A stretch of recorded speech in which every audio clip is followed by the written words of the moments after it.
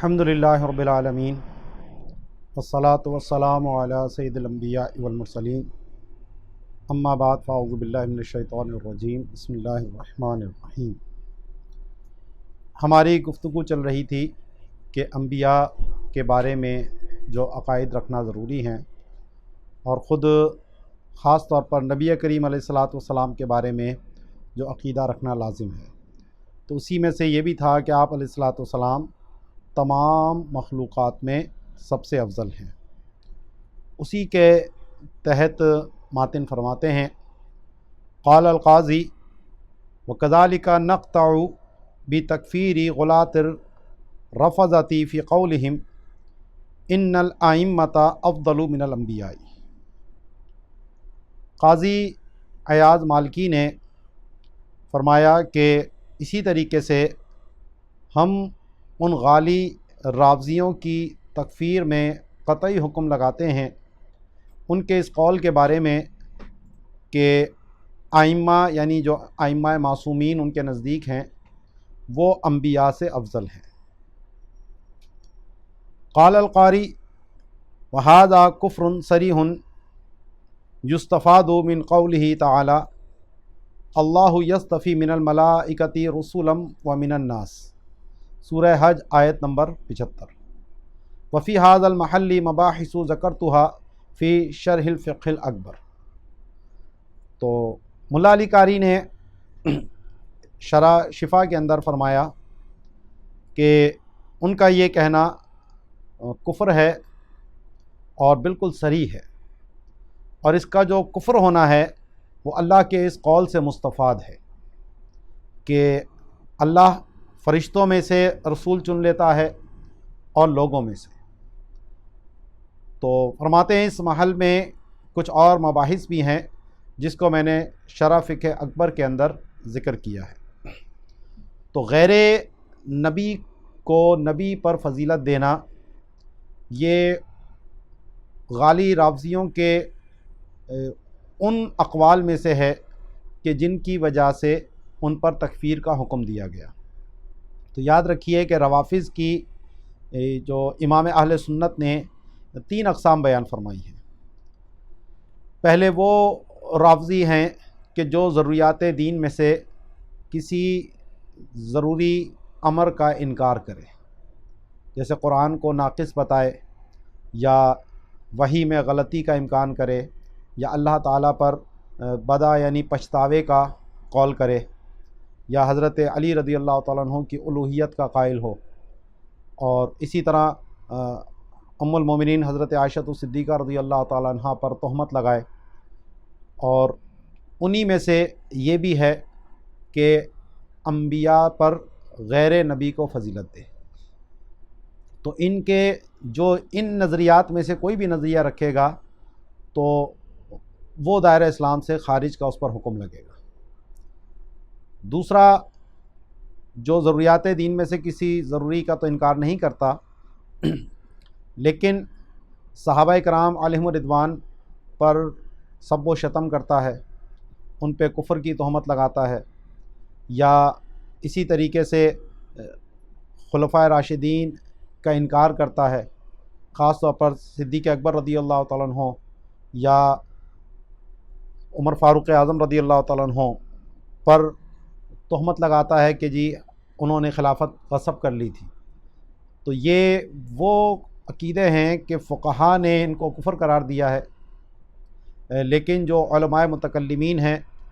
وہ احتیاط کی وجہ سے اس بنیاد پر ان کی تکفیر نہیں کرتے۔ تو یہ جتنے بھی تبرعی ہیں جو تبرع کرتے ہیں صحابہ پر، تو وہ فقہا کے نزدیک کفر ہے، لیکن متکلمین اس کو گمراہی، بددینی اور دال مدل قرار دیتے ہیں، لیکن تکفیر نہیں کرتے اس بنیاد پر۔ اور تیسری جو قسم ہے جو حضرت ابو بکر صدیق رضی اللہ تعالیٰ عنہ پر کسی اور صحابی کو یا اہل بیت میں سے کسی کو فضیلت دے، تو یہ تفضیلی کہلاتے ہیں، کیونکہ اہل سنت کا نظریہ آگے آئے گا کہ اس امت میں انبیاء و مرسلین کے بعد سب سے افضل شخصیت جو علی الاطلاق ہیں وہ حضرت ابو بکر صدیق رضی اللہ تعالیٰ عنہ ہیں، اور اس پر تمام اہل سنت کا اجماع اور اتفاق ہے۔ تو جو اس کے خلاف کرے گا وہ اہل سنت سے خارج ہوگا۔ تو ہمارے آج کے دور میں بھی کچھ سنی نما ایسے رافضی پیدا ہو گئے ہیں کہ جو سنیت کا لبادہ اوڑھ کر رافضیت کو پھیلانے کی کوشش کر رہے ہیں۔ تو یہ اہل سنت سے خارج ہیں، بھلے ان کے نام کے ساتھ بڑے القاب لگتے ہوں، بڑے بڑے خطابات لگتے ہوں، تو اصل چیز نظریہ ہے۔ اگر پہلے وہ اہل سنت کے نظریے پر کام کر رہے تھے تو اہل سنت کے بزرگ کہلاتے تھے۔ اگر وہ اہل سنت کو چھوڑ کر روافض کے نظریے کی ترویج و اشاعت کریں گے تو پھر ان پر ظاہر ہے کہ رافضی ہونے کا ہی حکم لگے گا۔ تو یہ جو رافضیوں کی قسم ہے اس پہ کفر کا کوئی حکم نہیں ہے بہرحال، کیونکہ نہ فقہا اس کو کفر کہتے ہیں اور نہ متکلمین اس کو کفر کہتے ہیں۔ ہاں، گمراہی بددینی ہے اور اہل سنت سے خروج ہے، اور اہل سنت سے خارج ہونا خود کیا ایک بہت بڑا اپنی ذات میں ایک جرم ہے اور ایک بہت بڑی نحوست ہے جو ان لوگوں کے اوپر طاری ہوتی ہے۔ تو یہاں پر یہ جو ان کا عقیدہ بیان ہوا یہ ایسا ہے جو کفر صریح کے اندر آتا ہے۔ اب ملا علی قاری نے جو یہاں پر یہ کہا تھا کہ یہ کفر ہے، صریح ہے اور مستفاد ہوتا ہے اللہ کے اس فرمان سے، تو یستفادو کی ضمیر جو ہے کفر کی طرف جا رہی تھی، تو بظاہر ایسا لگ رہا ہے کہ اللہ کے اس فرمان سے یہ کفر جو ہے مستفاد ہے، حالانکہ اس کا کفر ہونا جو ہے وہ اللہ کے اس فرمان سے مستفاد ہے۔ تو اسی لیے نیچے اعلیٰ حضرت فرماتے ہیں کہ ملا علی قاری کا جو شرح الشفا کا نسخہ ہے اس میں اسی طریقے سے ہے، اور معنی یہ یستفاد کونہ کفرن، اس کا کفر ہونا جو ہے وہ قرآن کی اس آیت سے مستفاد ہے۔ تو اگرچہ مراد واضح ہے لیکن فرماتے فاللفظ بشعٌ، یعنی یہ لفظ یہاں پر لانا نامناسب تھا، ان کو چاہیے تھا کہ الفاظ کا چناؤ یہاں پر ٹھیک کرتے۔ اب جو ملا علی قاری نے یہاں پر کہا کہ شرح فقہ اکبر پہ میں نے کچھ ابحاث نقل کی ہیں، تو وہاں انہوں نے یہ ایک گفتگو کی ہے کہ جو عام طور پر لوگوں کو مغالطے میں بھی ڈالتی ہے کہ نبوت افضل ہے یا ولایت افضل ہے۔ تو اصل میں اس پر تو سب کا اتفاق ہے کہ جو غیر نبی ہے تو نبی کی نبوت اس غیر نبی کی ولایت سے کروڑ ہا کروڑ درجے افضل و اعلیٰ ہے، کوئی مقابلہ ہی نہیں ہے۔ اصل جو یہ اختلاف ہے وہ اس بات میں ہے کہ خود نبی کی نبوت اور اس کی ولایت ان دونوں میں سے کیا افضل ہے۔ تو بعض لوگوں نے نبی کی نبوت کو افضل قرار دیا کہ اللہ کی طرف سے ان کو مخلوق کے لیے بھیجا گیا، وہ اللہ کا پیغام لوگوں تک پہنچاتے ہیں، اور بعض نے کہا کہ نہیں، نبی کی جو نبوت ہے وہ افضل ہے، کیونکہ نبی کی ولایت جو ہے وہ افضل ہے، کیونکہ ولایت کا تعلق نبی اور اللہ کے درمیان کے تعلق سے ہے۔ تو اس لیے جو ہے اپنی اپنی جہتیں ہیں، بعض نے یہ کہا، بعض نے یہ کہا، لیکن اس سے کہیں یہ نہیں ہوتا کہ جو غیر نبی ہے اس کی ولایت جو ہے وہ نبی سے افضل ہو جائے۔ تو یہ جو آج کل کے ہمارے روافض ہیں، کچھ نے تو اس کا انکار کیا، جیسے پچھلے دنوں بول ٹی وی پر یہ سوال جب اس مشہور ایک رافضی بیٹھا ہوا تھا اس سے پوچھا گیا تو اس نے انکار کیا کہ نہیں ہمارا یہ عقیدہ نہیں ہے۔ لیکن ابھی جو ان کا ایک مشہور رافضی عالم ہے تو اس نے جو ہے وہ کھل کے یہ بات کہی ہے کہ جی ہاں، ہمارا یہ عقیدہ ہے کہ ہم اپنے ائمہ معصومین کو صرف نبی کے برابر، انبیاء کے برابر نہیں جانتے بلکہ ان سے افضل جانتے ہیں۔ تو یہ اس کا کلپ جو ہے وہ سوشل میڈیا کے اوپر موجود ہے جس میں اس نے کھل کر صراحت کی ہے۔ تو یہ ان غالی رافضیوں میں سے ہے جن کا یہاں پر ذکر کیا جا رہا ہے۔ وقال فی قولہ صلی اللہ تعالی علیہ وسلم، اور ملا علی قاری نے نبی علیہ الصلوۃ والسلام کے اس فرمان کے بارے میں کہ انا اکرم الاولین والآخرین، کہ میں تمام پچھلوں اور اگلوں میں سب سے زیادہ عزت والا ہوں، تو فرماتے ہیں کہ الظاہر ان اللام للاستغراق وانہ اکرم الخلائق بالاتفاق ولا عبرۃ بخلاف المعتزلۃ وارباب الشقاق، کہ اس کلام کا ظاہر یہ ہے کہ اولین اور آخرین کے اندر جو الف لام آ رہا ہے یہ استغراق کے لیے ہے، کیونکہ آپ لوگ جانتے ہیں لام کی 4 اقسام ہیں، تو استغراق کے لیے بھی آتا ہے، جنس کے لیے بھی آتا ہے، عہد خارجی کے لیے بھی آتا ہے، عہد ذہنی کے لیے بھی آتا ہے۔ تو فرماتے ہیں یہاں پر جو یہ لام آ رہا ہے اولین کے اندر، وہ ظاہر یہ ہے کہ یہ استغراق کے لیے ہے، اور نبی کریم علیہ الصلوۃ والسلام تمام مخلوق میں سب سے مکرم اور معظم ہیں، اس پہ سب کا اتفاق ہے۔ اور جو معتزلہ نے اس پہ خلاف کیا اور جو اہل سنت کے دشمن ہیں، تو ان کے اختلاف کا کوئی اعتبار نہیں ہے۔ تو اس پر امام اہل سنت نے جو انہوں نے لفظ الظاہر کہا تھا ملا علی قاری نے، تو اس کے اوپر اعلیٰ حضرت فرماتے ہیں لیس ھذا محل الاستظہار، یہ یہاں پر ظاہر کہہ کر بیان کرنے کا موقع نہیں ہے، بل هو المقطوع به عند اولی الابصار، کہ جو اہل بصیرت ہیں ان کے نزدیک یہ بات قطعی ہے، کیونکہ ظاہر کہنے سے بظاہر یہ لگتا ہے کہ شاید اس میں اختلاف ہے اور اس لیے وہ قطعیت نہیں ہے، تو وہاں پہ لفظ ظاہر استعمال کیا جاتا ہے۔ تو یہ وہ جگہ نہیں ہے کہ جہاں پر لفظ ظاہر استعمال کیا جائے، بلکہ ان کو یہ کہنا چاہیے تھا کہ ان اللام للاستغراق، قطعیت کے ساتھ، جزم کے ساتھ یہاں پر یہ بات ان کو کہنی چاہیے تھی۔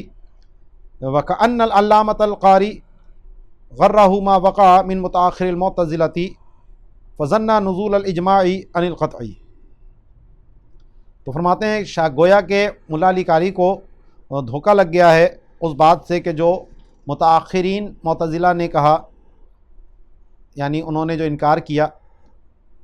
تو اس سے ان کو یہ گمان ہوا کہ جو اجماع ہے وہ قطعیت کے درجے سے نیچے آ گیا ہے، یعنی یہ اجماع قطعی نہیں ہے بلکہ اجماع ظنی ہے۔ تو حالانکہ یہاں پر جو اجماع ہے وہ قطعی ہے، اس میں ظنیت کا کوئی معاملہ نہیں ہے۔ اور مع ان الاجماع لا معتبر فیہ باہل البدع کما نص علیہ فی التوضیح، اور مزید اس میں یہ بات بھی ہے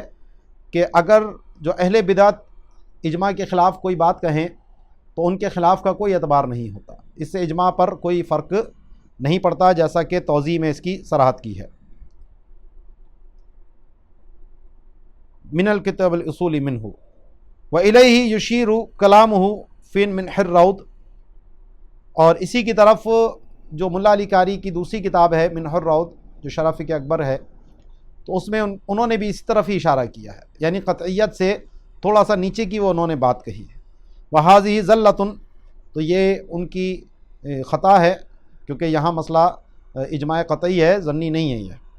والحق ان تفضیل نبینا صلی اللہ تعالی وسلم علی العالمین جمیعا مقطوع به مجمع علیہ، بل کاد ان یکون من ضروریات الدین فانی لا اعلم یجہلہ احد من المسلمین فعرف وتثبت، تو فرماتے ہیں کہ حق یہ ہے کہ ہمارے نبی علیہ الصلوۃ والسلام کا تمام عالمین پر افضل ہونا یہ قطعی ہے اور اس پر سب کا اتفاق ہے، بلکہ قریب ہے کہ یہ ضروریات دین میں سے ہو، کیونکہ میں نہیں جانتا کہ مسلمانوں میں سے کوئی اس بات سے جاہل ہوگا، سب کو پتہ ہے یہ بات، تو اس لیے جان لو اور ثابت قدم رہو۔ آگے اب نجدیہ نے، وہابیہ نے اس عقیدے کے خلاف بھی ان کی کچھ بکواسات موجود ہیں، تو فرماتے ہیں والنجدیۃ قالوا بجواز مساوات عامۃ المؤمنین مع خاتم النبیین فی کثرت ثواب وقرب رب الارباب وبجواز کون احد افضل من خاتم النبیین، تو نجدیہ نے کہا کہ ایک عام مسلمان کا بھی خاتم النبیین کے برابر ہو جانا جائز ہے، ممکن ہے، کثرت ثواب میں اور رب الارباب کی قربت کے معاملے میں، بلکہ یہ بھی کہا کہ کوئی ایک جو ہے وہ خاتم النبیین سے افضل بھی ہو سکتا ہے۔ اس کے جو الفاظ ہیں کہ کبھی امتی جو ہے وہ نبی کے برابر ہو جاتا ہے، بلکہ نبی سے بڑھ بھی جاتا ہے، یہ تک اس کی صراحت تقویۃ الایمان میں یہ موجود ہے۔ اور حالانکہ جو افضلیت کا معاملہ ہے وہ قرب ثواب میں ہی ہے، کثرت ثواب میں ہی ہے، تو گویا کہ یہاں پر جو افضلیت مان رہا ہے نبی کے اوپر امتی کی، تو یہ تو وہی وجہ ہے کہ جس کی وجہ سے نبی کو فضیلت ملی تھی، کیونکہ اللہ کے نزدیک عزت کا معیار تقوی اور پرہیزگاری ہے، ان اکرمکم عند اللہ اتقاکم، تو اب نبی سے بڑھ کر بھی کوئی متقی ہو سکتا ہے، نبی سے بڑھ کر بھی کوئی اللہ کے نزدیک معزز ہو سکتا ہے، تو اس کی جو عبارت ہے تو وہ تو صاف اس کا انکار کر رہی ہے، اور اس چیز کا اس بات کر رہی ہے کہ جی نبی بھی جو ہے وہ کبھی امتی نبی کے برابر بھی ہو سکتا ہے، بلکہ اس سے بڑھ بھی سکتا ہے، معاذ اللہ۔ النجاد بساط النجدیۃ قد بالغ فی ھذا ہدی اللہ تعالی وہم اسوأ حالا من الکرامیۃ۔ تو کہتے ہیں کہ جو نجدیوں کی بساط بچھانے والا ہے، نجات بستر بچھانے والے کو کہتے ہیں، جو بستر وغیرہ سیے اس کو بھی کہتے ہیں، نیچے اعلیٰ حضرت نے حاشیے میں لکھا، اس نے اس معاملے میں بڑا مبالغہ کیا، اللہ اسے ہدایت دے، اور ان کا حال تو کرامیہ سے بھی برا ہے۔ وَنَذْكُرُ مُقَالَاتِ الْعُلَمَاءِ فِي حَقِّهِمْ، تو علماء کے جو اقوال ہیں وہ ان کے بارے میں ہم ذکر کرتے ہیں تاکہ ان کے اس قول کی برائی جو ہے وہ لوگوں کے سامنے ظاہر ہو۔ فی شرح طریقۃ المحمدیہ، تو طریقہ محمدیہ کی شرح کے اندر فرمایا، فما نقل عن بعض الکرامیۃ من جواز کون الولی افضل من النبی کفر و ضلال، کہ جو بعض کرامیہ سے یہ نقل کیا گیا کہ ولی جو ہے وہ نبی سے افضل ہو سکتا ہے، تو یہ ان کا کہنا کفر ہے اور گمراہی ہے۔ وفی کنز الفوائد، کنز الفوائد میں فرمایا، وما ہوا ای الولی کالنبی فی المنزلۃ ولا یدانیہ فضلا ان یفضل علیہ کما قالت الکرامیۃ وبعض ملاحدۃ الصوفیۃ۔ تو فرمایا کہ ولی جو ہے وہ نبی کے درجے میں نہیں ہے اور نہ اس کے قریب ہے، چاہے کہ ولی کو نبی پر فضیلت ہو، جیسا کہ کرامیہ نے کہا اور بعض بے دین جاہل صوفیوں نے کہا۔ اے متصوفہ، حقیقت میں تصوف سے ان کا کوئی تعلق نہیں، تو جاہل ہیں، اپنی جہالت میں وہ کفر کی حد تک پہنچ گئے۔ اذ النبی معصوم مامون من سوء الخاتمۃ مکرم بالوحی ومشاہدۃ الملک ومامور بتبلیغ الاحکام وارشاد الانام مع اتصافہ بالکمالات التی لیس عند الولی قطرۃ من بحرہا۔ دلیل دیتے ہیں کیونکہ نبی جو ہے وہ تو معصوم ہوتا ہے، اور غیر نبی کتنے ہی اونچے مقام پر پہنچ جائے وہ معصوم نہیں ہو سکتا، اور سوء خاتمہ سے مامون ہے۔ انبیاء کے علاوہ یا جن کے بارے میں نبی علیہ الصلوۃ والسلام نے خبر دے دی، تو باقی سب جو ہیں ان کے خاتمے کا معلوم نہیں ہے، وہ مامون نہیں ہے۔ بلعم بن باعورہ ولایت کے مقام پر پہنچ کر گمراہ ہو گیا، شیطان فرشتوں میں رہ کر معلم الملکوت بن کر گمراہ بددین ہو گیا۔ تو عصمت صرف انبیاء کو ہے، تو خاتمے برا ہو سکتا ہے، یہ ہر ایک کو اس سے ڈرنا چاہیے۔ تو جو ولی بھی ہے تو اس سے وہ مامون نہیں ہو جاتا سوء خاتمہ سے۔ مکرم بالوحی، اور ان کو تو وحی کے ذریعے عزت بخشی گئی ہے، اور فرشتوں کا مشاہدہ وہ کرتے ہیں، اور ان کو احکام کی تبلیغ پر مامور کیا گیا، اور لوگوں کو راہ حق دکھانے کی طرف، ارشاد کی طرف ان کو مامور کیا گیا۔ اور اس کے ساتھ ساتھ ان کے پاس وہ کمالات ہیں، وہ ان کمالات سے متصف ہیں کہ ولی کے پاس اس کا ایک قطرہ بھی نہیں ہے جو ان کمالات کا سمندر ان انبیاء کے پاس ہوتا ہے۔ تو انبیاء کے پاس کمالات کا سمندر ہے، اور ولی کے پاس اس کمال کا ایک قطرہ بھی نہیں ہے، تو کہاں سے برابری ہو سکتی ہے؟ افضلیت تو دور کی بات ہے۔ وَهُوَ مَذْهَبُ جَمِيعِ أَهْلِ السُّنَّةِ الصُّوفِيَّةِ وَغَيْرُهَا، کہتے ہیں وغیرہ، کہ یہی تمام اہل سنت صوفیہ اور غیر صوفیہ سب کا یہی مذہب ہے۔ حتی قال اکابرہم، یہاں تک کہ جو اکابر صوفیہ ہیں انہوں نے یہ فرمایا، ان نبیا واحدا افضل عند اللہ من جمیع الاولیاء، ومن فضل ولیا علی نبی یخشى علیہ الکفر بل ہوا کافر، کہ ایک نبی بھی اللہ کے نزدیک تمام اولیاء یعنی تمام اولیاء کا جو مجموعہ ہے ان سب سے ایک نبی افضل ہے، اور جو کسی ولی کو نبی پر فضیلت دے گا تو اس پر کفر کا خوف ہے، بلکہ وہ تو کافر ہے۔ ذکر القاضی عیاض قول المعری ہوا مثلہ فی الفضل الا انہ لم یأتی برسالت جبریل، کہ ایک شاعر گزرا ہے معری، اس نے کسی کی مدح کرتے ہوئے، اس کا نام بھی محمد تھا، تو اس کا پہلا شعر یہ ہے کہ ولولا انقطاع الوحی بعد محمد قلنا محمد عن ابیہ بدیل، کہ اگر محمد صلی اللہ تعالی وسلم کے بعد وحی کا سلسلہ منقطع نہ ہو جاتا تو ہمارا جو ممدوح محمد ہے تو ہم کہتے کہ وہ اس کا زیادہ بدیل ہے، اس کے لائق ہے۔ تو ہوا مثلہ فی الفضل، اگلا اس نے شعر پھر یہ کہا کہ وہ ان کی ہی مثل ہے فضیلت میں، مگر یہ کہ ان کے پاس جبرائیل رسالت لے کر نہیں آئے، یعنی معاذ اللہ صرف وحی کے علاوہ باقی سارے فضائل اس ممدوح کو حاصل ہیں۔ تو اس پر قاضی عیاض مالکی نے فرمایا وقال صدر البیت الثانی من ھذا القبیل، کہ یہ جو دوسرا شعر ہے اس کا جو پہلا مصرع ہے ہوا مثلہ فی الفضل، یہ جو اس نے کہا تو وہ بھی اس کفر کی قبیل سے ہی ہے، لی تشبیہہ غیر النبی فی فضلہ بالنبی، کیونکہ یہاں پر اس نے غیر نبی کو اس کی فضیلت کو نبی کی فضیلت کے ساتھ تشبیہ دی ہے۔ وقال الخفاجی وفیہ من ترک الادب ما لا یخفی،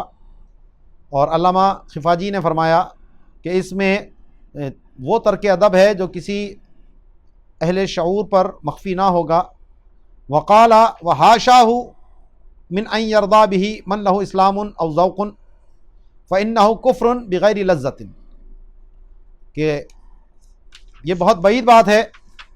کہ جس کو اسلام حاصل ہو یا ایمان کا ذرا سا ذائقہ بھی اس کے پاس ہے تو وہ اس قول کے اوپر راضی ہوگا، یہ تو کفر بے لذت ہے، یعنی اس کا یہ کہنا کہ وہ حضور علیہ الصلوۃ والسلام کی مثل ہے فضیلت میں، یہ کفر ہے یہ۔ والقارئ فی ذیل القول القاضی وبیان خصائصہ التی لم تجتمع قبل فی مخلوق قال ومن المعلوم استحالۃ وجود مثلہ بعدہ، اور ملا علی قاری نے قاضی عیاض مالکی کا جو یہ قول تھا کہ نبی کریم علیہ الصلوۃ والسلام کے ان خصائص کا بیان کہ جو کبھی کسی مخلوق میں جمع نہیں ہوئے، تو اس کے ذیل میں آپ فرماتے ہیں کہ یہ بات معلوم ہے کہ نبی کریم علیہ الصلوۃ والسلام کے مثل کا پایا جانا حضور کے بعد یہ محال ہے، تو اس سے ان کا بھی رد ہو جاتا ہے جو یہ کہتے ہیں کہ حضور کی مثل جو ہے وہ ممکن ہے۔ قال السعد فی شرح العقائد وقد یستدل ارباب البصائر علی نبوتہ بوجہین، تو علامہ سعد الدین تفتازانی رحمۃ اللہ تعالی علیہ نے شرح عقائد کے اندر فرمایا کہ جو اہل بصیرت ہیں انہوں نے نبی کریم صلی اللہ تعالی وسلم کی نبوت پر دو طریقے سے استدلال کیا ہے۔ احدہما ما تواتر من احوالہ قبل النبوۃ وحال الدعوۃ وبعد تمامها واخلاقہ العظیمۃ احکامہ الحکیمۃ واقدامہ حیث تحجم الابطال ووثوقہ بعصمۃ اللہ فی جمیع الاحوال وثباتہ علی حالہ لدى الاحوال بحیث لم یجد اعداؤہ مع شدت عداوتہم وحرصہم علی الطعن فیہ مطعنا ولا الی القدح فیہ سبیلا، تو فرماتے ہیں کہ جو نبی کریم علیہ الصلوۃ والسلام کے احوال تواتر کے ساتھ آئے ہیں کہ نبوت سے پہلے اور جو دعوت کے وقت اور دعوت کی تمامیت کے بعد جو آپ کے معجزات، آپ کے احوال نقل ہوئے ہیں، اور اسی طرح جو آپ کے اخلاق عظیمہ ہیں وہ جو نقل ہوئے اور جو آپ کے احکام حکیمہ ہیں، اور آپ کا اس جگہ پر اقدام کرنا کہ جہاں پر بڑے بڑے بہادر جو ہے وہ اپنے قدم پیچھے ہٹا لیتے ہیں۔ احجم یحجم، کسی چیز سے رک جانا، باز آ جانا، اور ابطال جو ہے وہ بطل کی جمع ہے، یعنی بہادر،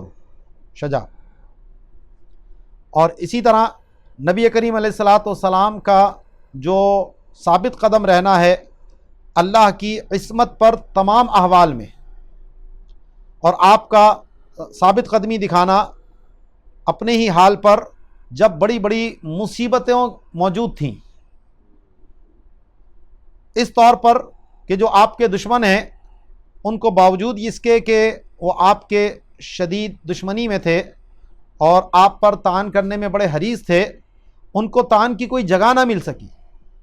اور آپ پر عیب لگانے کا انہیں کوئی راستہ نہ مل سکا۔ جتنے الزام لگائے جھوٹے الزام لگائے، ایک سچا الزام نہ لگا سکے۔ فإن العقل یجزم بامتناع اجتماع هذه الامور فی غیر الانبیاء، تو عقل اس بات پر جزم کرتی ہے کہ غیر نبی میں یہ امور کبھی بھی جمع نہیں ہو سکتے۔ وَأَن يَجْمَعَ اللَّهُ هَذِهِ الْكَلِمَاتَ فِي حَقِّ مَن يَعْلَمُ أَنَّهُ يَفْتَرِيهِ عَلَيْهِ ثُمَّ يُمْهِلَهُ 23 سَنَةً إِلَى آخِرِهِ۔ اور عقل اس پر بھی جزم کرتی ہے، اس چیز کے امتناع پر، کہ اللہ تعالیٰ یہ کلمات ایسی ذات کے حق میں جمع فرما دے کہ جس کے بارے میں وہ جانتا ہو کہ وہ اللہ پر افطرا کرے گا، اور پھر اللہ اس کو 23 سال کی مہلت بھی دے دے۔ تو عقل ان تمام چیزوں کے امتناع پر جزم کرتی ہے، یعنی نبی علیہ الصلاۃ والسلام نے اعلان نبوت کے بعد 23 سال زندگی گزاری، تو اللہ تعالیٰ نے 23 سال تک حضور پر نوازشوں کی بارشیں رکھی، تو معاذ اللہ اگر یہ جھوٹ ہوتا تو یہ سارا معاملہ کیسے ہو سکتا تھا؟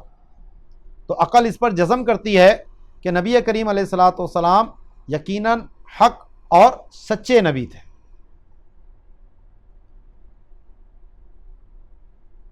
اور اعلیٰ حضرت نے نیچے عبارت پوری تمام کر دی ہے، وَتَمَامُهُ ثُمَّ يُظْهِرُ دِينَهُ عَلَى سَائِرِ الْأَدْيَانِ، اور پھر آپ کے دین کو تمام دینوں پر غالب بھی کر دے،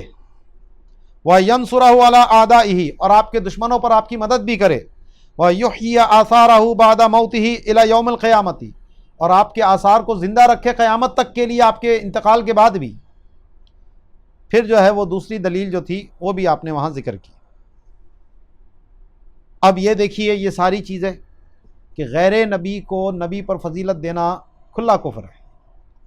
اور پیچھے عبارت گزر چکی ہے کہ اسماعیل دہلوی جو قتیل بالا کوٹ تھا، اس نے اپنے پیر کو نبی کے برابر بنایا۔ والنجدی یقال فی حق شیخہ انہ کان مخلوقا من بدو الفطرۃ علی کمال مشابہۃ رسول اللہ صلی اللہ علیہ وسلم،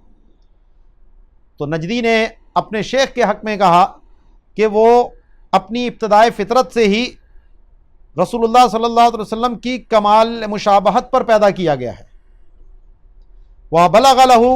کمالات طریق النبوۃ الی ذروتها العلیٰ، اور نبوت کے طریقوں کے کمالات اس کے لیے نبوت کی بلندی کی چوٹی تک پہنچ گئے ہیں، یعنی جو نبوت کی کمال کی انتہا ہے اس کا پیر جو ہے وہاں تک پہنچ گیا ہے، معاذ اللہ۔ وَلَمَّا رَدَّ عَلَيْهِ عُلَمَاءُ أَهْلِ السُنَّةِ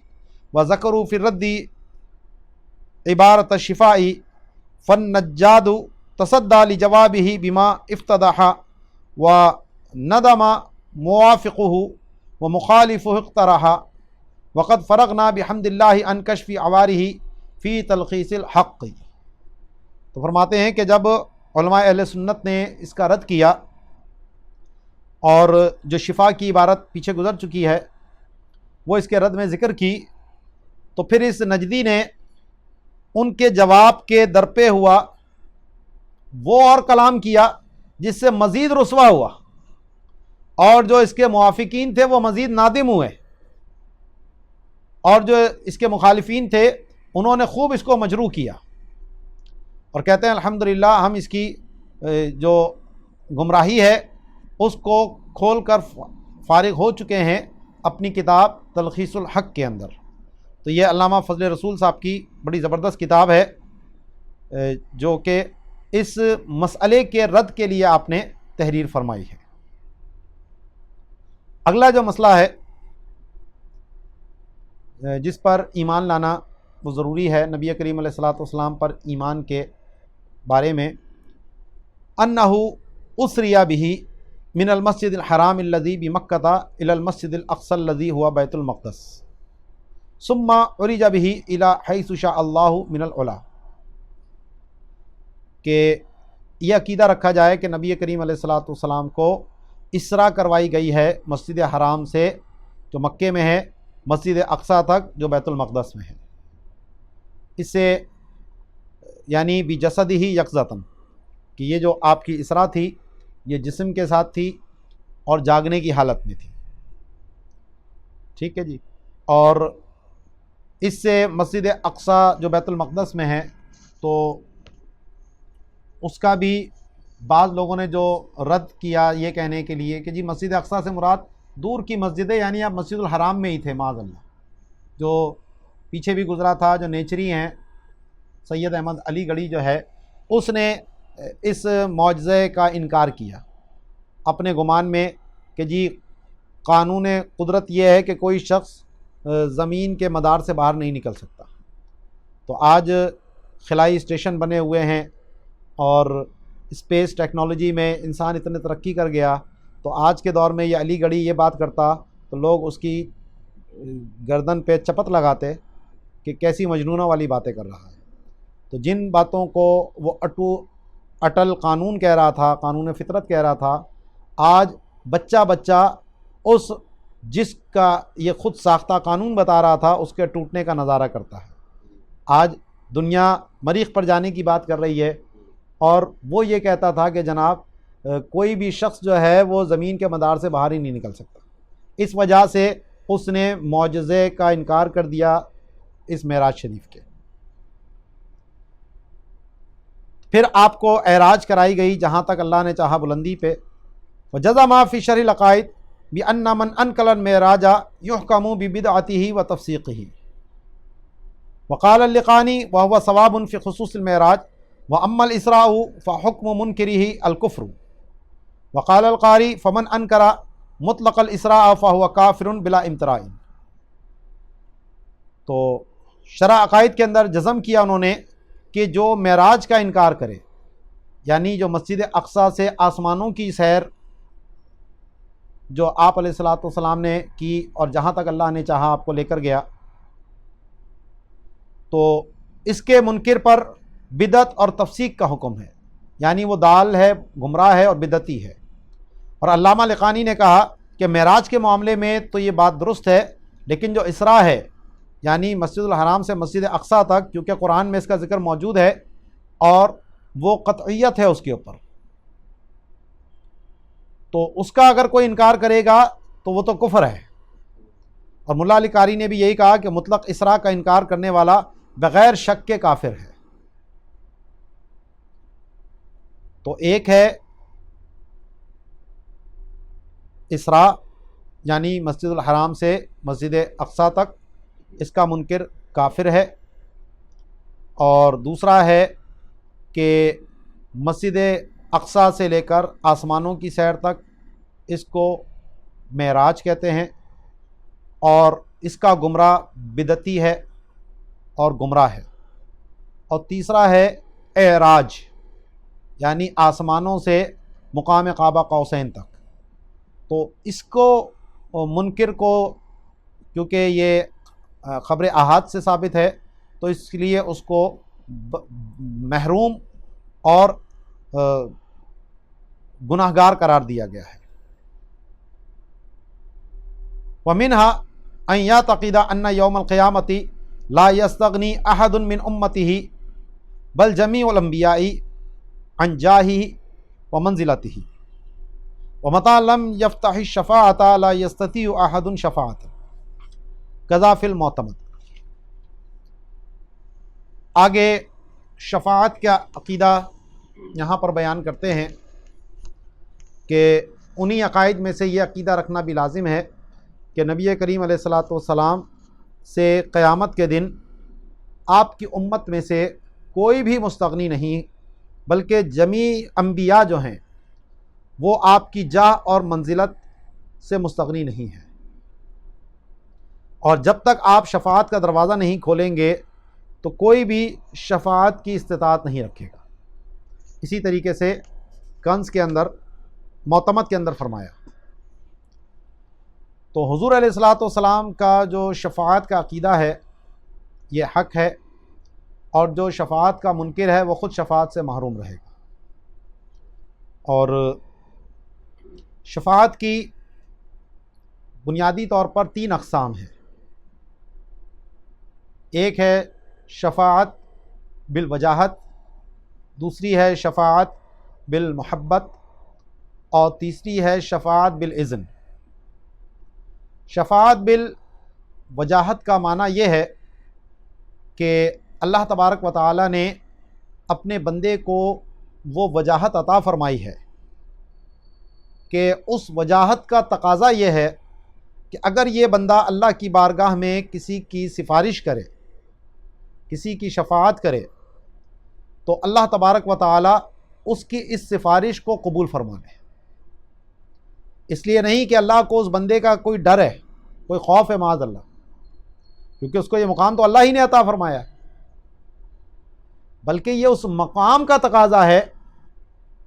جو اللہ نے ہی اس کو دیا ہے کہ اللہ تعالیٰ ان کی باتوں کو قبول فرما لے۔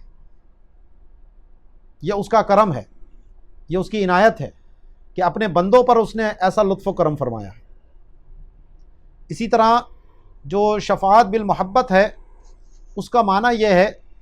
کہ اللہ کو اپنے بندے سے اور بندے کو اللہ سے وہ محبت ہے کہ اس محبت کا یہ تقاضا ہے کہ اگر یہ بندہ اپنے محبوب سے، اپنے رب سے کسی کی سفارش کرے، کسی کی شفاعت کرے، تو اللہ تبارک و تعالی بغیر کسی ڈر کے، بغیر کسی خوف کے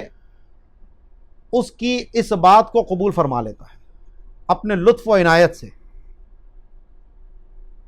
تو یہ ہے شفاعت بالمحبت اور شفاعت بالوجاہت۔ ان نجدیوں نے اپنی مرضی سے ان دونوں کے معنی گڑھے اور پھر کہتے ہیں جی یہ شفاعت ماننا تو یہ تو کفر ہے کہ جی اللہ معاذ اللہ، یعنی کسی کے ڈر سے، کسی کے خوف سے اللہ اس کی سفارش کو قبول کر لے۔ تو جناب یہ بات کس عالم نے کہی ہے؟ اہل سنت نے کہاں یہ بات کہی ہے جس کو آپ اہل سنت کی طرف منسوب کر کے اس کو کفر قرار دے رہے ہیں؟ تو اللہ تعالیٰ کسی کے ڈر سے، کسی کے خوف سے پاک ہے۔ یہ اس مقام کا تقاضا ہے جو اللہ ہی نے ان کو عطا فرمایا ہے۔ تو اس لیے شفاعت بالوجاہت بھی ہے، اور سب سے بڑھ کر وجاہت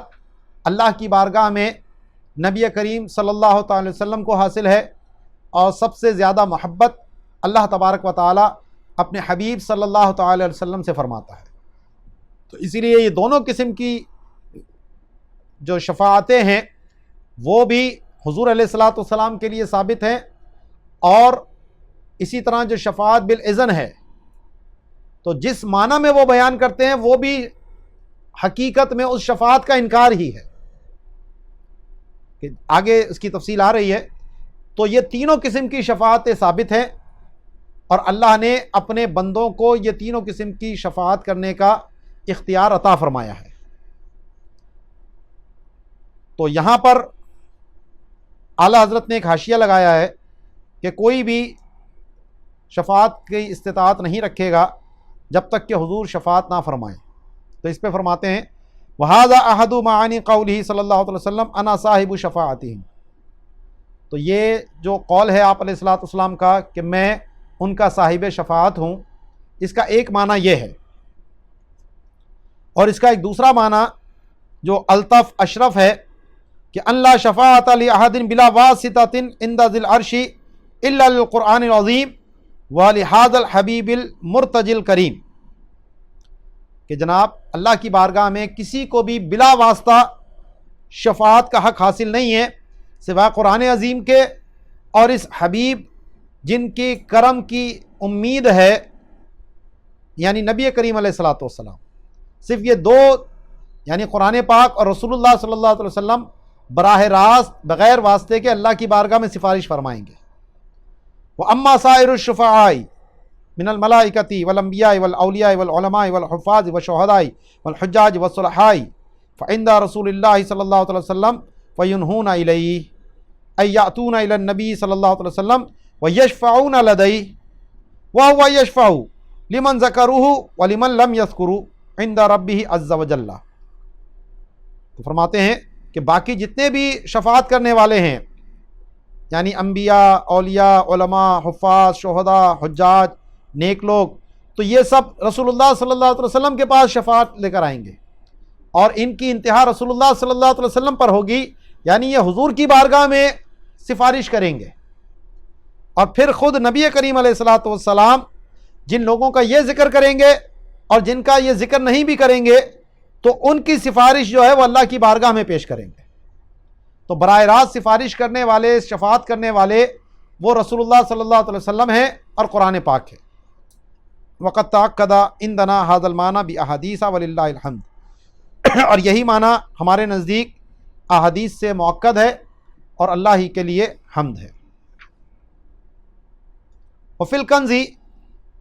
مصدر شفع یشفع اذا ضم غیرہ الیہ من الشفع الذی هو ضد الوتر کأن الشفیع ضم سؤالہ الی المشفوع لہ۔ اب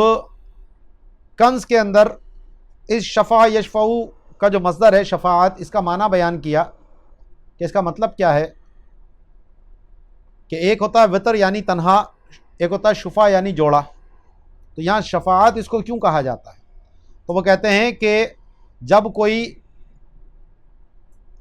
غیر کو اپنے ساتھ ملا لے، تو ایک تھا اب ملا لیا اپنے ساتھ تو دو ہو گئے، تو یہ جوڑا ہو گیا جو کہ وطر کی ضد ہے، اور گویا کہ جو شفیع ہے، سفارش کرنے والا ہے، وہ اپنے سوال کے ساتھ جس کی سفارش کی جا رہی ہوتی ہے اس کے سوال کو بھی ملا لیتا ہے، یعنی اپنی بات کے ساتھ وہ اس کی بات بھی آگے اللہ کی بارگاہ میں پیش کر دیتا ہے۔ تو وفی شرح الجواہر ولا یستعمل الا لضم الناجی الی نفسہ من هو خائف من سطوۃ الغیر، اور شرح جواہر کے اندر فرمایا کہ یہ شفاعت کا لفظ وہیں استعمال کیا جاتا ہے کہ جب نجات پانے والا اپنے نفس کے ساتھ اس شخص کو ملا لے جو غیر کے غضب سے خائف ہو، تو وہ اپنی نجات کے ساتھ اس کی نجات کو بھی لے کے چلا جاتا ہے، یعنی وہ خود بھی ناجی اور دوسرے کو بھی ناجی کر دیتا ہے۔ تو یہاں پر بھی اعلیٰ حضرت نے بڑا زبردست ایک حاشیہ لگایا، فرماتے الذی افاد خاتمۃ المحققین امام المدققین سیدنا الوالد قدس سرہ الماجد فی کتابہ المستطاب سرور القلوب فی ذکر المحبوب ان المشفوع لہ کان وحیدا فردا فالشفیع ضم الیہ نفسہ وصار لہ سندا ومددا فجعل الوتر شفعا وظاہر ان ھذا الطف اظرف۔ تو یہاں جو کنز نے کہا تھا کہ شفیع اپنے ساتھ ملا لیتا ہے، تو فرماتے ہیں کہ جو خاتم المحققین امام المدققین میرے والد نے جو افادہ کیا اپنی کتاب سرور القلوب فی ذکر المحبوب، بڑی زبردست کتاب ہے، کہ جس کی سفارش کی جاتی ہے وہ اکیلا تنہا تھا، تو شفیع اپنے نفس کو اس کے ساتھ ملا دیتا ہے اور اس کی تنہائی کو دور کر کے وہ اس کے لیے سند اور مدد بن جاتا ہے۔ تو پھر اس نے وہ جو تنہا تھا، وطر تھا، تو اس کو جو ہے وہ شفا کر دیا، اس کو جوڑا کر دیا، اور کہتے ہیں یہ زیادہ لطیف اور زیادہ وسعت والا معنی ہے۔ فالشفاعۃ فی الآخرۃ بہذا المعنی وجوبها بالکتاب والسنۃ۔ تو فرماتے ہیں کہ آخرت میں شفاعت کا اس معنی میں ہونا، یعنی شفیع جو ہے وہ اپنے سوال کے ساتھ دوسرے کا سوال بھی ملا لے گا، یہ لے لیں، یا اعلیٰ حضرت کے والد صاحب نے جو بات کہی کہ وہ تنہا تھا اور اس کے ساتھ وہ جا کر مل گیا، تو کہتے ہیں اس معنی کا وجوب، اس شفاعت کا وجوب کتاب اللہ سے بھی ہے اور سنت سے بھی ہے۔ اما الاول فقوله تعالی عسى ان يبعثك ربك مقاما محمودا، تو اللہ تعالیٰ کا فرمان سورہ اسراء آیت نمبر 79 کہ قریب ہے کہ آپ کا رب آپ کو اس مقام پر فائز فرمائے گا کہ جہاں سب آپ کی تعریف کریں گے، تو یہی جو ہے وہ شفاعت کبریٰ ہے، اور اسی مقام پر جو ہے وہ تمام اولین اور آخرین نبی کریم علیہ الصلاۃ والسلام کی مدح و سرائی فرمائیں گے کہ جب میدان محشر ہوگا، قیامت کا دن ہوگا، سب لوگ پریشان ہوں گے، اور پھر ساری مخلوق مل کر پہلے حضرت آدم کے پاس جائے گی، پھر وہاں سے حضرت نوح کے پاس، پھر حضرت ابراہیم کے پاس، پھر حضرت موسیٰ کے پاس، پھر حضرت عیسیٰ کے پاس، سارے کے سارے انبیاء منع کر دیں گے، اور پھر حضرت عیسیٰ جو ہے وہ لوگوں کو رسول اللہ صلی اللہ علیہ وسلم کا پتہ بتائیں گے اور ان کو مشورہ دیں گے کہ ان کے پاس جا کر سفارش کی التجا کرو، اور پھر جب لوگ وہاں آ کر نبی کریم علیہ الصلاۃ والسلام سے سفارش کے لیے عرض کریں گے تو پھر آپ فرمائیں گے انا لہا کہ ہاں اس مقام کا حقدار میں ہی ہوں، اور پھر وہاں پر آپ اللہ کی حمد و ثنا کریں گے، سجدہ کریں گے، اور پھر آپ کو اذن ملے گا شفاعت کا، اور پھر اس کے بعد دیگر شفاعت کرنے والوں کا سلسلہ شروع ہوگا۔ تو یہ وہ مقام ہے کہ جہاں پر سب کو آپ علیہ الصلاۃ والسلام کی حاجت ہے۔ اسی لیے امام اہل سنت نے کیا خوب فرمایا، وہ جہنم میں گیا جو ان سے مستغنی ہوا، ہے خلیل اللہ کو حاجت رسول اللہ کی، کہ اس مقام پر خلیل اللہ کو بھی حاجت ہے، اور آج لے ان سے پناہ، آج مدد مانگ ان سے، پھر نہ مانیں گے قیامت میں اگر مان گیا۔ تو قیامت میں تو ایمان والے، کافر، اپنے غیر سبھی مان جائیں گے، تو وہاں مانا تو کیا مانا، آج ان کو اپنا مددگار تسلیم کر لو تو میدان محشر میں بھی انشاءاللہ ان کی مدد حاصل ہو جائے گی۔ اور فرمایا وَلَسَوْفَ يُعْتِيكَ رَبُّكَ فَتَرْضَىٰ، اور آپ کا رب آپ کو عنقریب اتنا دے گا کہ آپ اس سے راضی ہو جائیں گے۔ اب اس آیت پہ ہی اگر کوئی غور کر لے تو شفاعت بالمحبت اور کیا ہے، شفاعت بالوجاہت اور کیا ہے، کہ آپ کا رب اتنا دے گا کہ آپ کی رضا کا حصول ہو جائے گا۔ تو یہ اس مقام کا تقاضا ہے جو اللہ نے اپنے حبیب کو عطا فرمایا ہے۔ تو یہ آیت شفاعت بالوجاہت پر بھی دلالت کرتی ہے اور شفاعت بالمحبت پر بھی دلالت کرتی ہے۔